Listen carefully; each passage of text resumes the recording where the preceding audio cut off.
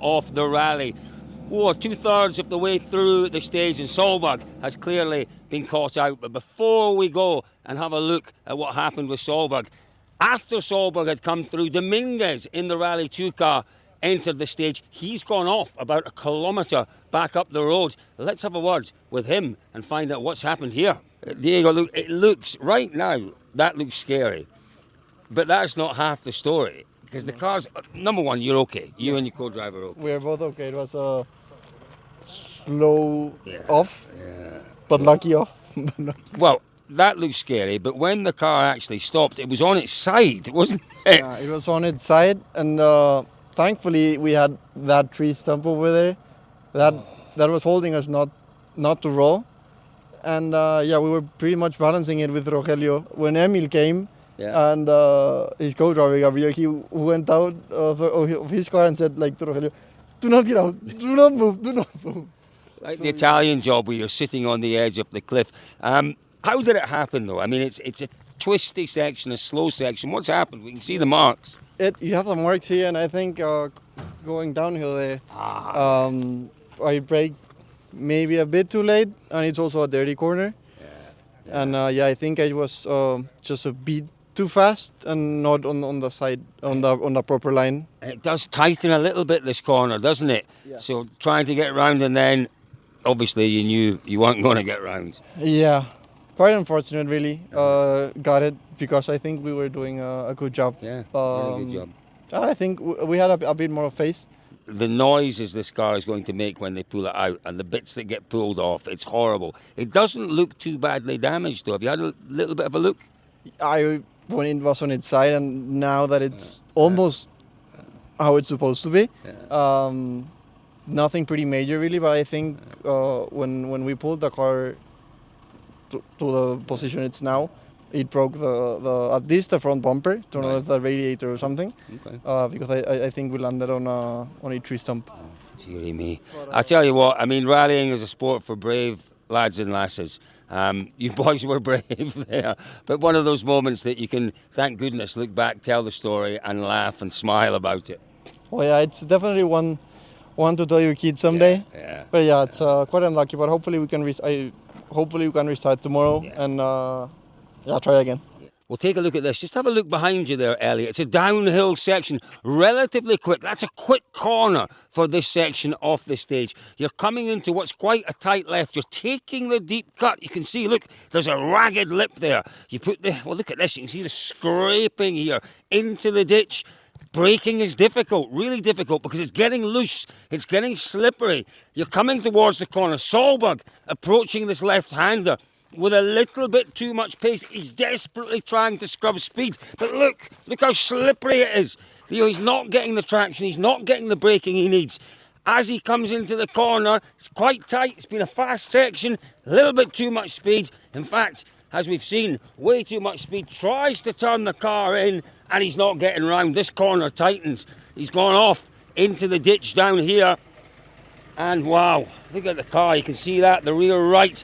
He's broken the suspension on the rear right there. You can see these are the lines. These are Solberg's lines. Have a look at this. Left and right. As we said, take a look back up.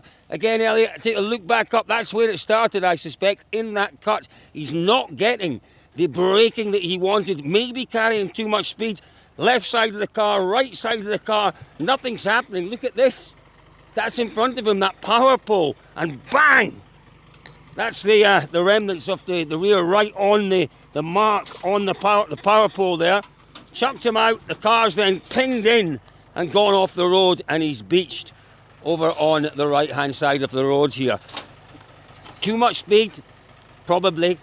Maybe unexpected pollution on the road, that's a possibility. But at the end of the day, I think there's one reason for that off. That is carrying too much speed into a difficult, tightening left-hand corner. Wow.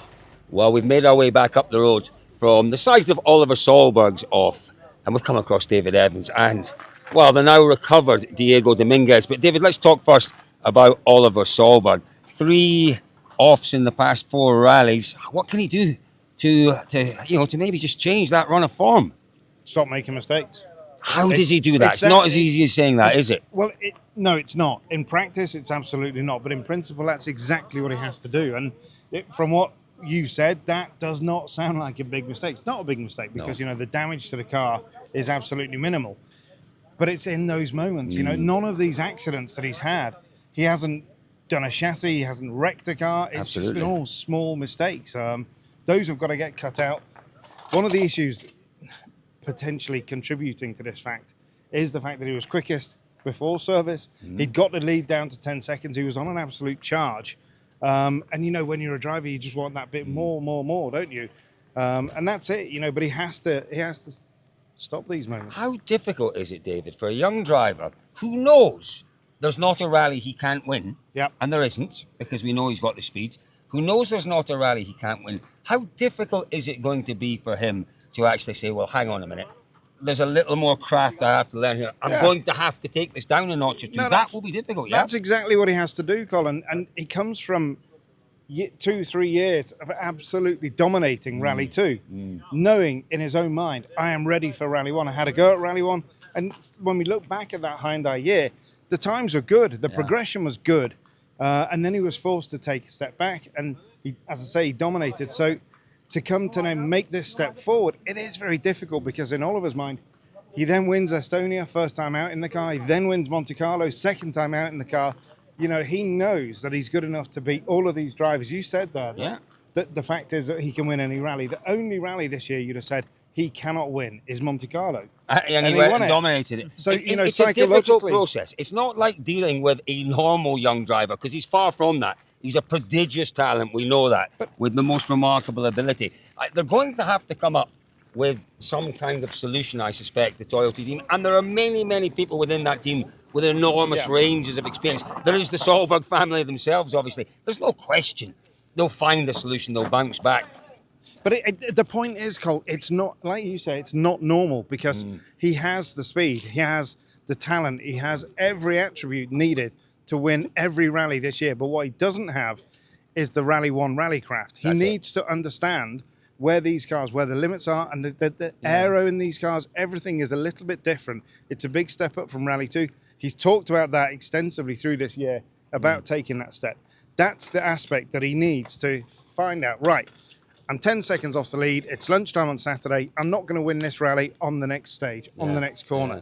Dial it back, find that 1% to come back, get to the end, and by the end, he probably would have won. Absolutely. It is unusual because normally what happens is you've got a driver who's making his way in the sport, making his way towards the top, heading towards a win. And I think back to Tanak before he won lots of mistakes and he had to be dealt with by the team then, by M Sport in particular. Sami Pare is the same, but these were drivers who hadn't won rallies. Oliver's won 2 already, so a big job ahead. But David, it's not only Oliver who's had issues in this stage. Let's have a very quick word with Diego. Diego, it's good to see the car back off the roads. But just how tricky was this stage? As we drove towards you here, it was messy. How difficult was this in terms of the stages this weekend? It was very difficult, as you can see. It was. I think there was a lot less grip than on the first run. It was a bit more dirty as well, and I think we already had a moment as soon as we entered the narrower section, and from then we didn't get through this corner. But very, very tricky stages here, and this one and Enna are also, I think, are the trickiest ones. And then yesterday Isegami's as well. Yeah, no, it's a heck of a stage, isn't it? But we talked earlier off camera, Diego, about the chances of coming back tomorrow. You think there's some small damage on the radiator, but should be okay for tomorrow? Yeah, I think it should be okay for tomorrow. As you can see, there's no big damage. The co-driver's door is an opening. It is a big, it's broken, as you can see there. Not a nice way to say it, but it's broken. Maybe the steering is broken on the right side, and then the radiator, that's all.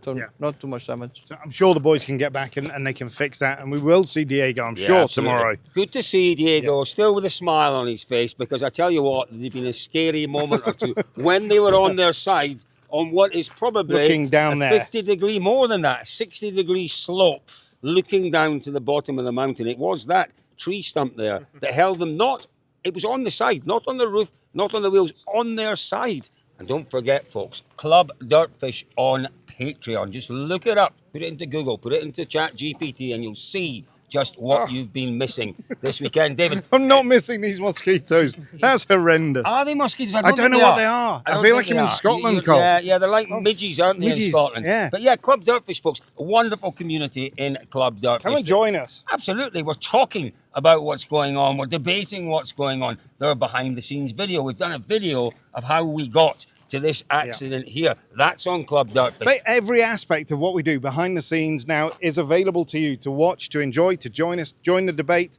We have at the end of every day a park fermi. We park ourselves in park fermi and discuss not the competition. We've done enough of that, talking about that through the day. All of that on Club Dirtfish, but it's about the colour. It's about what we've seen through the day. A bit of analysis into the semantics of what's been going on. But it's all there, so much. there. And then off the event, so much more between the rallies. We've got exclusive columns with Tom Fowler. I mean, wouldn't you want to know? Wouldn't you want to be a fly on the wall in the debrief room with Tom and Oliver? Tom's going to give us a little bit, hopefully, a bit of an insight into what's going on. It's all there for you. Yeah. Club Dirtfish. Club Dirtfish is the place to be, the most informed community in rallying. If you're not there, folks, you're missing out. Club Dirtfish on Patreon.